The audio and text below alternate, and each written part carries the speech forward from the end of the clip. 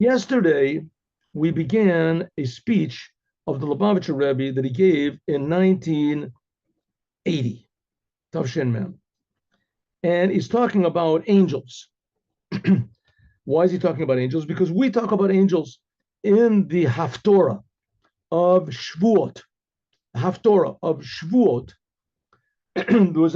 We read from Ezekiel and Ezekiel's vision of the angels. What's a Haftorah? What's Shvuot? Haftorah is the extra little portion after we read from the Torah. Jews have been reading from the Torah since it was given, 3,300 years nonstop in public. They've been reading in public. But there was a time when the Romans made it forbidden. So what the Jews did was that they would read in public, they would read the portions of the Tanakh from the prophets, or the Nach, not the prophets and the writings they would read. So sometimes and usually they would read something that was relevant either to that portion of the week or the holiday that was in. Okay. So on the holiday of Shavuot, we read from the Torah about the giving of the Torah, which is in Parshas Yitro, near the beginning of the book of Exodus. But for the Haftorah, we read the prophecy of Ezekiel. And the prophecy of Ezekiel is talking about all these angels. Angels. So the Rebbe asked the question, what is the big connection between the angels and the giving of the Torah? True, there were angels giving of the Torah, but that was a secondary thing. The main thing at the giving of the Torah was the Torah and God. What are we talking about the angels? And if you want to talk about the angels, so why not? There's a prophecy of Isaiah, which I want to look at both of these prophecies soon. Prophecy of Isaiah. And that also talks about angels, but it talks about it in a much shorter way. And Isaiah was a much higher prophet than Ezekiel. It says that the highest of the prophets after Moses was Isaiah. Isaiah was like before Ezekiel also. He was like 100 years before something, before Ezekiel. And so it says that the prophecy of Isaiah, it was like a person from the king's court seeing the king, and Ezekiel was like from the person from the street seeing the king. So why don't we have that? And there's also a prophecy from Habakkuk, and Habakkuk talks about more about the giving of the Torah. Well, that would have been better. What's the thing about the prophecy of Ezekiel? Okay, so we're skipping a little bit. Let's go. Let me just, maybe, I got this thing over here. Let me just show you a little bit what we're talking about. Here's the prophecy of Isaiah. Anyway, what can we do? I hope this is coming from a Jewish source, but the translation is benign. Here it goes. It says Isaiah. This is right in the beginning. This is right in the beginning of the book of Isaiah. In the year the king Uzziah died, I saw the Lord high and sitting on a throne, and his robe filled the temple, and above him were these angels, seraphim. Each one had 6 wings. 2 wings they covered their faces, 2 wings they covered their feet, 2 wings they were flying, and they were all calling to one another, and they said, "Holy, holy, holy is the God Almighty. The whole world is filled with his glory." And the sound of their voices on the doorposts, it shook the whole temple, and it was filled with smoke. And it said, "Woe to me." And then one of the angels came to me, and he said, "Here, I'll touch your lips, and now you are pure." And then God said, "Who should I send?" And that's it. That talks about the angels. Good. That's the angels. Okay. Yeah, I don't think this is, but it's English. What are you going to do? I couldn't find a normal translation. Okay. Here is Ezekiel. This is the Ezekiel that we're going to read this week. In the Ezekiel, in the 13th year, in the 4th month, etc., on the 5th month, here it is Ezekiel of the king Yoyachin. It says, the word of God that came to me, and I looked and I saw, and there was glowing metal, a fire.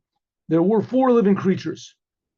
Each one had 4 faces and 4 wings. Their legs were straight. Their feet were like the calf. Okay. Under the wings, they had human hands. The wings of one touched the wings of the other. Their faces looked like this. Each one of the 4 had a face of a human being, on the face of a lion, on the face of an ox, and the face of an eagle. So there were really 4 faces. There was a face of an ox, a face of a lion, a face of an eagle, and a face of a human. And each one of them were these same 4 faces.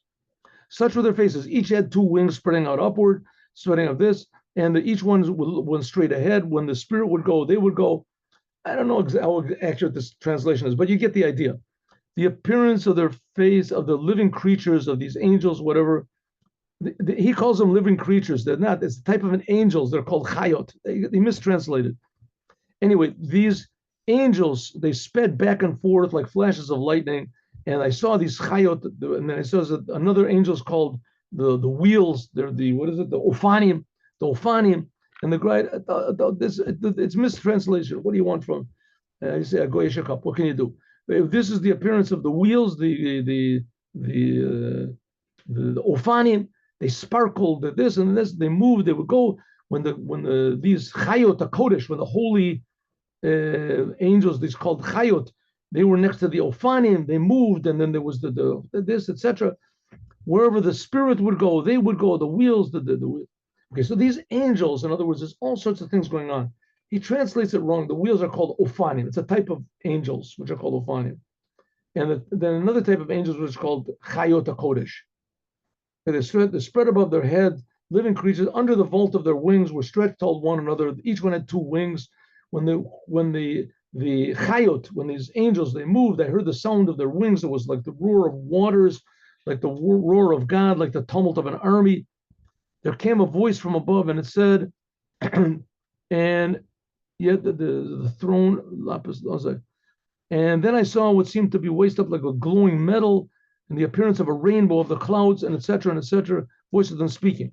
Good. Then it ends. That's the prophecy we're going to read on Shabbat. Thank God we're not going to read it in English, because most of this is not exactly right. But at least you know that it's talking about the angels. Angels and this type of angels and that type of angels. They got wings and they have fire and they're yelling and they're screaming. And then it ends off like this. Let me get to the end where it ends here. 1 second. Nah, come on. Idolatry over here. I really shouldn't have done it, but I didn't have time to find a translation on normal. Okay, so it says here. Oh, so it says. One minute. Yeah.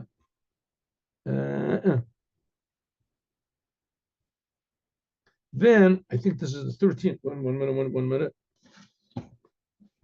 This is the last sentence it says over here.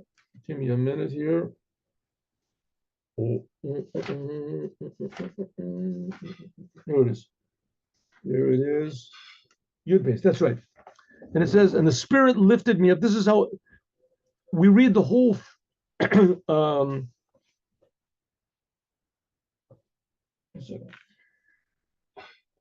We read the first chapter of Ezekiel, right? We read the first chapter of Ezekiel.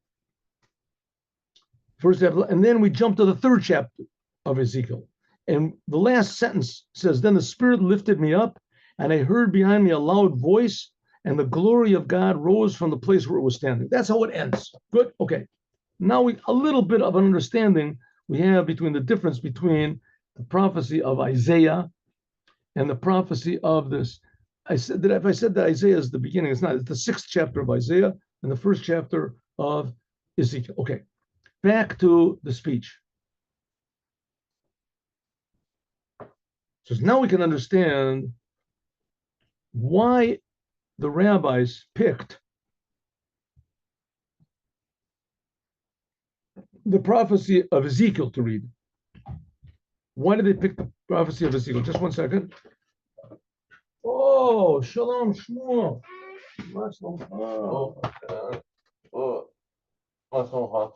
הרבה זמן לא ראיתי אותך, כן? יפה. איפה הייתי בצבא? אתה כאן קצת זמן? לא, תביא תקריא. אני תכף לראות.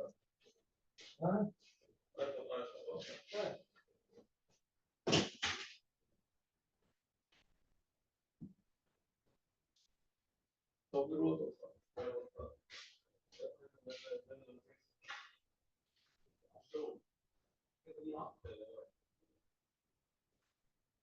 אני באמצע שיעור.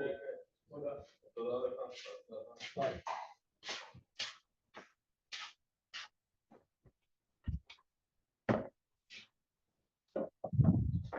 Okay. My son, haven't seen him for a while. Okay, sorry.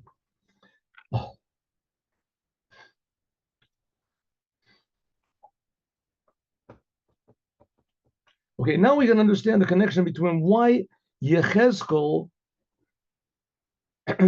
connected, is read on Shavuot, connected to the giving of the Torah. Why? Because this is really the topic of the day. Why is the topic of the day more than Isaiah? Isaiah also talks about the angels. Gilei Shechina, the revelation of God's presence that was at giving of the Torah, it wasn't just a thing that was temporary. Because in order for the Jewish people should be elevated by means of their service and to cling to God, that the power to do this came in a revealed way on the giving of the Torah. And in other words, the giving of the Torah wasn't a historical event. It was a historical event. It certainly was. But, according to history books, like every other historical event, it's a thing that happened and that's it. It's gone. You go to the battle of, Thermopylae or whatever these things are, these earth-shaking battles that there were, Napoleon at Waterloo or something like that. You go to Waterloo, you can't see any effect of the battle. No, nothing is left over there. Same thing, you go to Mount Sinai, you can't see that this mountain is still smoking or still shaking, whatever. That's because the main thing of giving of the Torah was that it changed the whole world. And especially it changed the ability of the Jews to make this change in the world visible. That when God gave the Torah, that was put into the hearts of the Jews constantly the fact that God is giving the Torah right now, that our eyes saw and no one else. In other words, we're not just doing the Torah because our fathers did it, or our grandfathers, or great-grandfathers, or Abraham, or Moses. We're doing it because God spoke to us then at Mount Sinai. And this is a thing which is permanent for all generations. The voice of Sinai, it was from God. It wasn't from an angel. And God is creating the world. This changed the whole world. And especially it changed the Jewish people. That's what it says in the Midrash, that when God came down on Mount Sinai, it wasn't just a temporary revelation, but this was the beginning of a change of the world, that the world became a new world totally. Why? Because it dissolved forever the decree that said the upper worlds remain there and the lower worlds remain here. And that a person cannot become holy. You want to become holy maybe after you die, after you leave your physical body. And the spiritual worlds, you want them to be revealed, not here, only up in heaven. The heavens are to God and the earth belongs to us. At Mount Sinai, this distinction, this barrier was removed. What was the outcome of this? Was but in order that everyone should see that really the spiritual was now accessible to this world, it depends on the Jewish people. That we can make this world holy, that depends on the Jews. God took away the barrier, but we have to do the work. We have to actually make it happen. Mized Gufa, from this, it's something like they had in America. There was this thing called the gold rush. There was the gold rush. Somebody came back and said, he came back with these big nuggets. It was, what are those? It says, these things are worth, each nugget is worth $10,000. And I have 100 of them. Where'd you get them from? I got them from California. Everybody said, whoa, California. We're rich, right? You're not rich yet. You got to go there and you have to bring them back. The same thing is, when God gave the Torah, he revealed that the upper worlds were accessible, just like gold is accessible, right? It's accessible. But you have to go there. You have to bring it down. You have to do the work. It says that therefore, that group of this, that mitarimoto, the fact that we say that before giving the Torah, the upper worlds remained upper and the lower worlds became lower, and afterwards the division was removed, but still they're called upper and lower worlds. So we can understand that there really is some sort of a connection between them. Ubafrat, and especially according to what it says in many places, that the existence of everything below its source comes from above. From it came. The reason there is such a thing in the world as a dog or a mountain or a tree is because all these things exist in the spiritual worlds as well. The source of an ox from below, this comes from what's called the ox, which is on the chariot. Remember, we just finished learning this in Ezekiel, and etc. The spirit of God, which enlivens and creates everything constantly. Oh, I'm sorry, I didn't go until the source of the ox, which is on the chariot, the spiritual ox. This comes from God. God, the even animal. And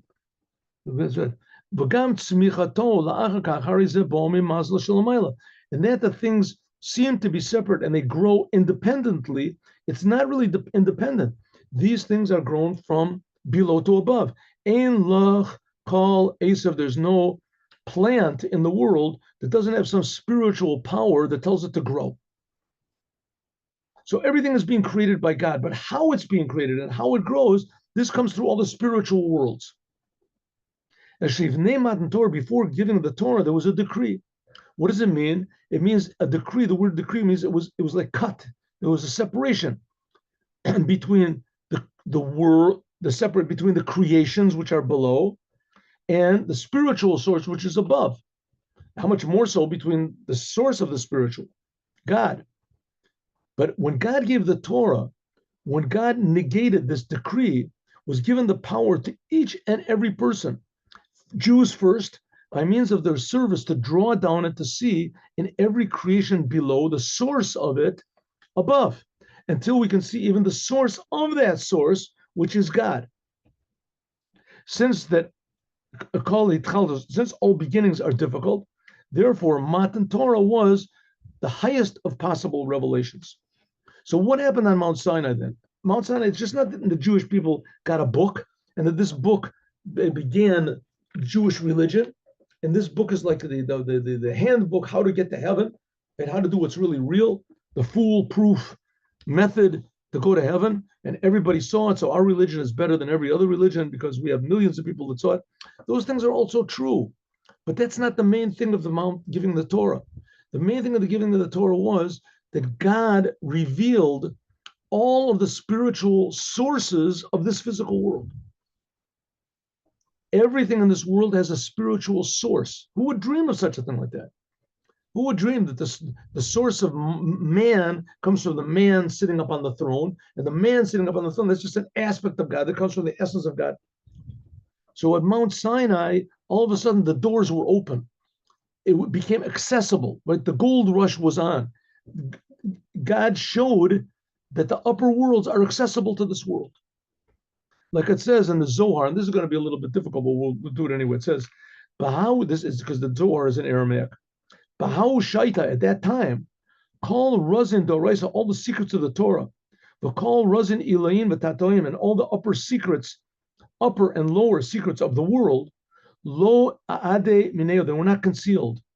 Begin because the Havu Chaman that they saw, Eino Be'eno, eye to eye, Ziv Yakara, the ray of the glory, the Mareon of the King of the world, King of the universe.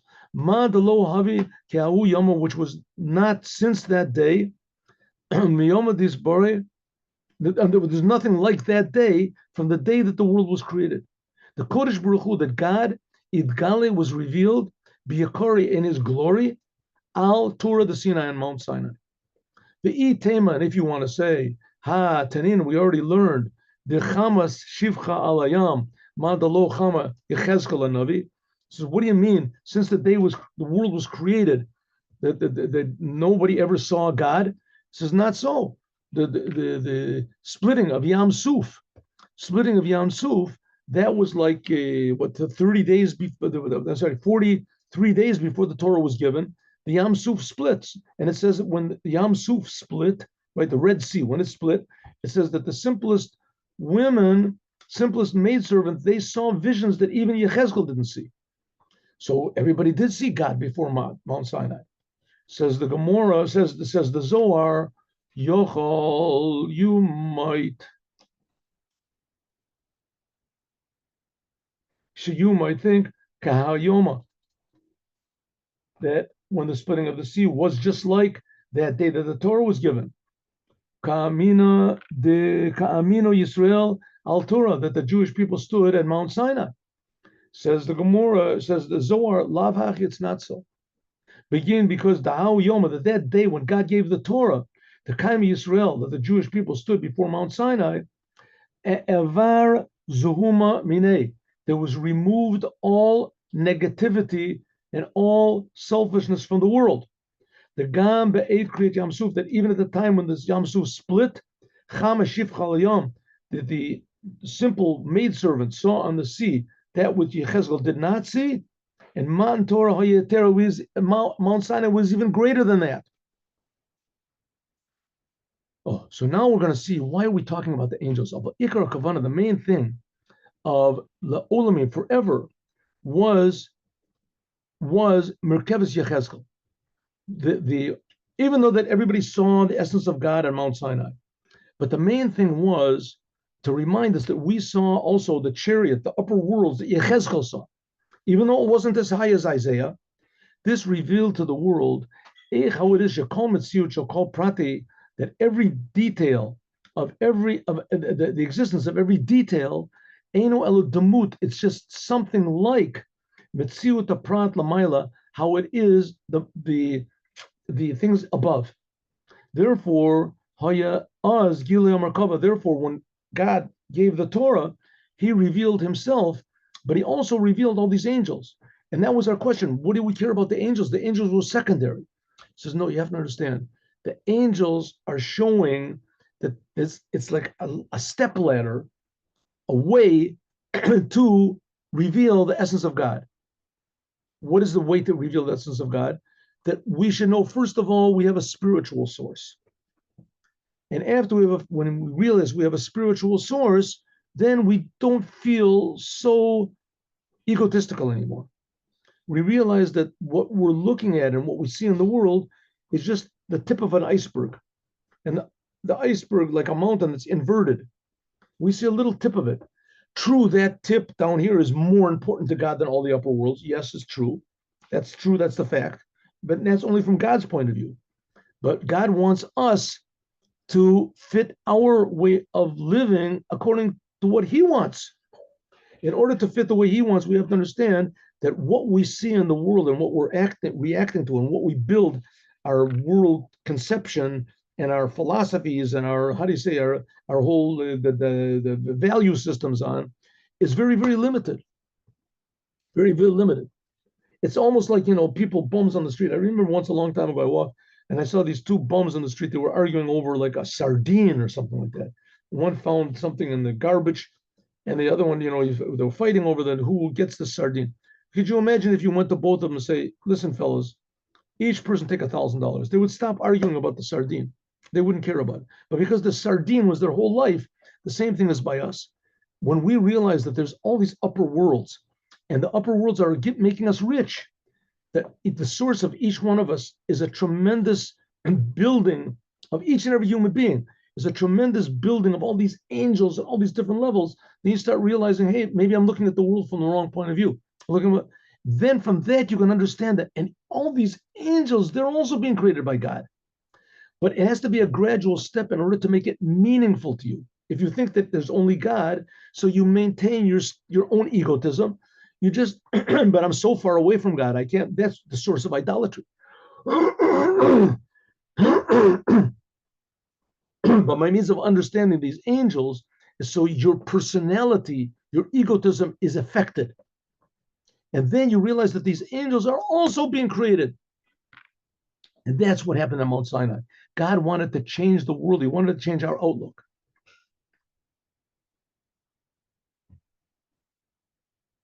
So from what we said before, this answers now the question we said, why from all the Haftorahs that we read on the holiday of Shavuot, we read the Maisa Merkava of Yechezkel. We read the story of the vision of the angels of Ezekiel. Now, I just read it to you, right? I read it to you in the translation. Okay, the translation. Okay, the translation, first of all, the translation wasn't really a very accurate translation. I don't think it was a Jewish translation. In any case, even if it was a Jewish translation and it was translated accurately, instead of saying the animals, so the Chayot HaKodesh and the wheels, you call them Ofanim. But still, what he's talking about are things which are not understandable.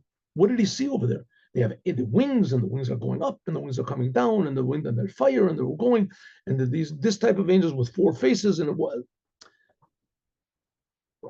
are we reading about that? Ki af shapirte and yanim mamarkava. Even though that all these details of the upper chariot, which are talked about over here, they're not really understandable because it's talking about angels, and we don't know what they are. But nevertheless, it is an ability of each and every person, lahavin, to understand, v'lamod, and to be certain, al tochna kloli, the general idea. Namely, what? What's the general idea? That there are spiritual worlds.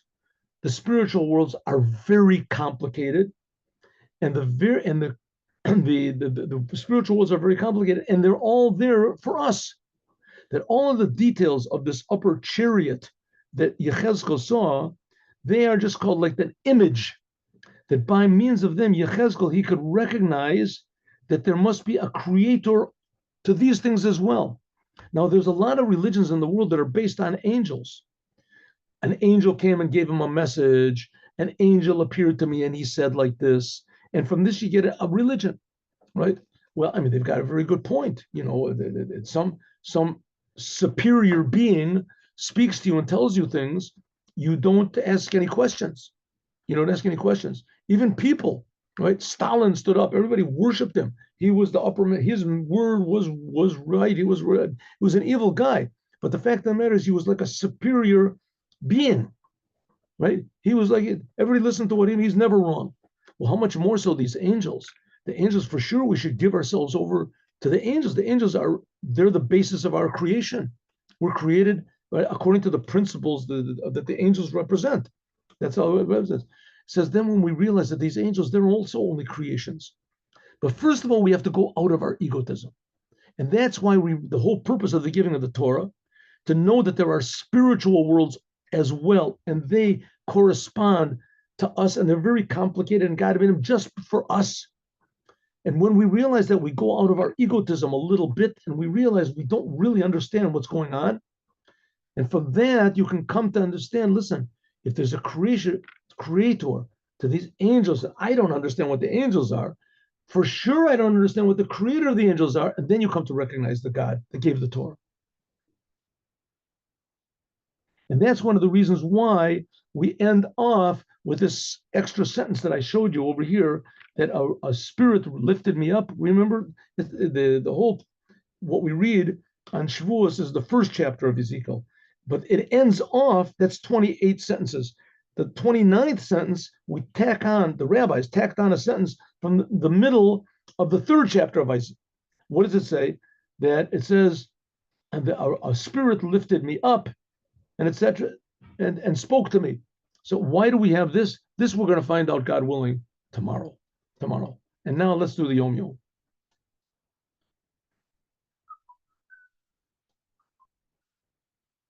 Here we go.